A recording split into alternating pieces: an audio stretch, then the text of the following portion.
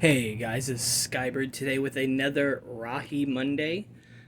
This week we're going to be doing something a little bit different because I'm featuring a Rahi that barely fits in frame here, so bear with me. Also, my neighbors are working next door, so if you do hear something in the background, I apologize.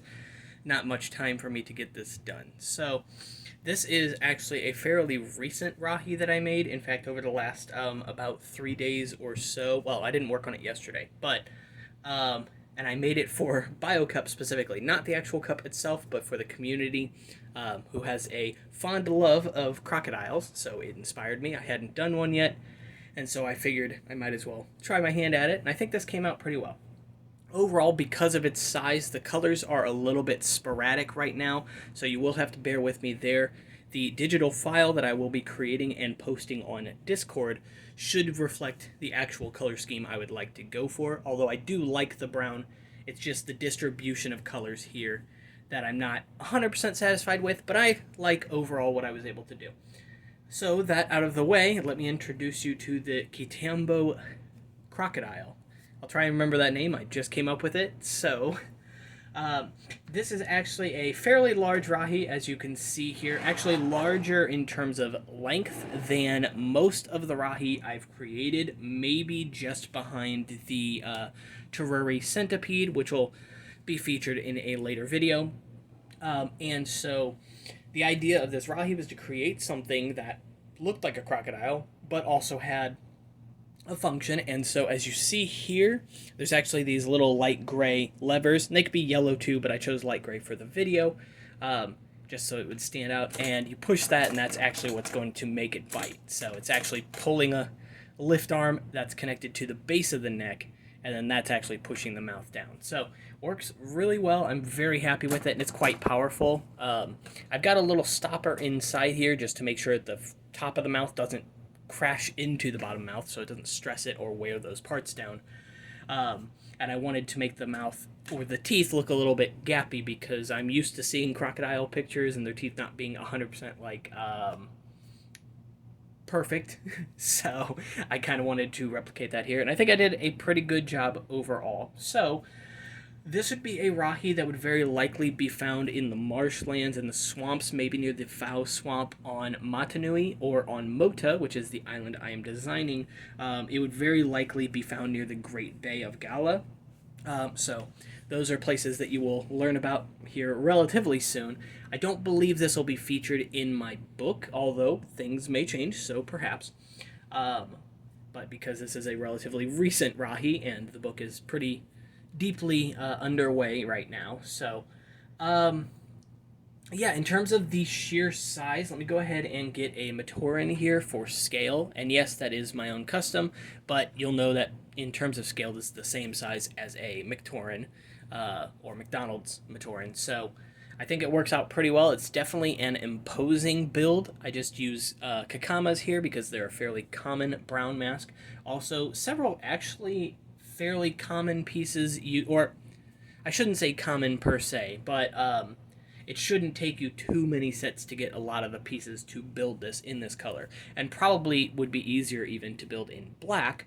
That said, these tube pieces, for example, are from like the Puku set, Takua and Puku, that came out in 2003. So many of the pieces are pieces people will have lying around. There's just a few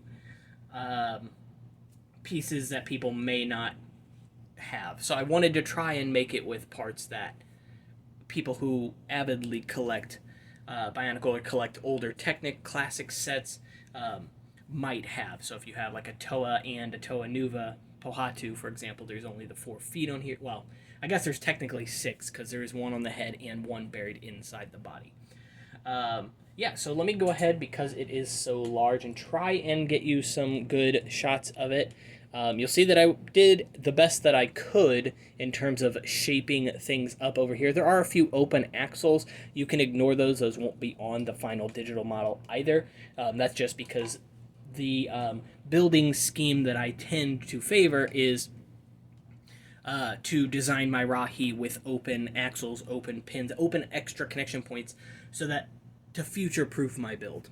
What I mean by that is as my build is coming along, I may change something in the design and need that open connection point or that spare axle.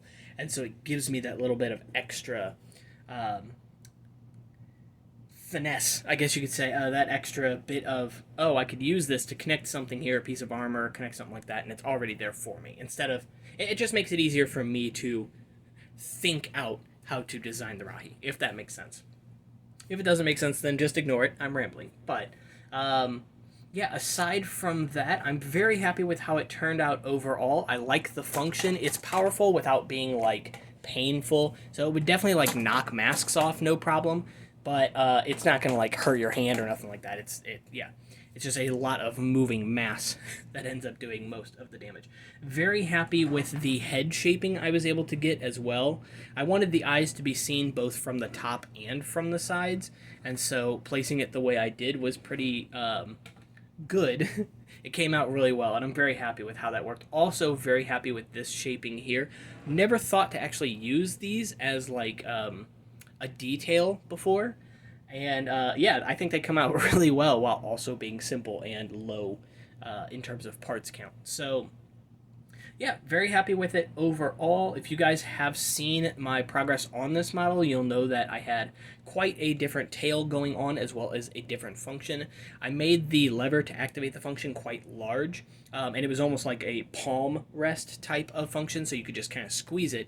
But because it was so large, it took up a lot of space in the actual body and meant that I couldn't connect other things to that space. Basically, it was taking up a lot of real estate for a lever that really only needed to be this big. There's not a lot of leverage needed to actually activate this function. It's very easy. It's very well balanced, if that makes sense. So it takes almost no effort to actually activate the function. But the rubber bands that you can see down here are strong enough to pull the head up and keep it open, which I'm very happy with overall. And yeah, I think that's pretty much going to be it for this one. The bottom is definitely going to be the most atrocious. As you can see, there's quite a lot of openings in here, but again, that's because it's not really necessary to fill those up.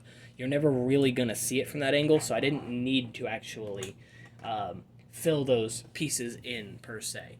And again, I don't want to make the parts count of this thing egregious and unnecessarily large, you know. So I think this came out really well overall. I'm very happy with the build process, very happy with how sturdy everything is. Nothing really is going to fall apart.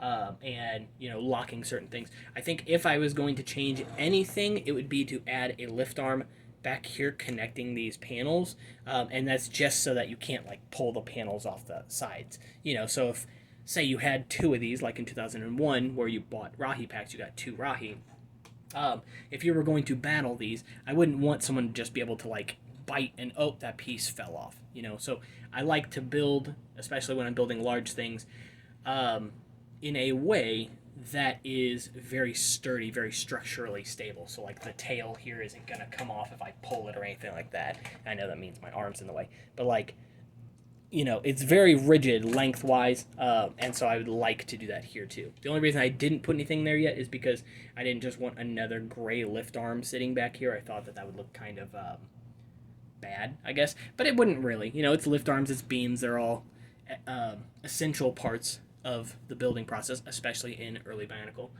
And I do think that the color scheme overall lends itself to 2002 or 2003, especially since I'm using some blue pins here. Again, just because I was designing this, I'm not going to use up all my black pins just to work on a design if I wasn't going to be happy with it overall. So, that said, that's basically it for this one, guys. A little bit of a longer episode. If he is something that is well received, I might try and throw him in the book, if for nothing else than a cameo or one of the pictures that will also accompany the book that won't be specifically about Rahi, or maybe this will make it in there as a defined Rahi. So, yeah, that's basically it. Let me know what you guys think about this one. I'm very happy with it overall. I will try and make instructions for this one relatively soon, because I'm sure a lot of people are going to want to build it for themselves. And so when those are available, I will be linking those in the description below. Until then, though, you guys can follow along with progress of this guy by jumping on my Discord or following me on Instagram. I will also link both of those.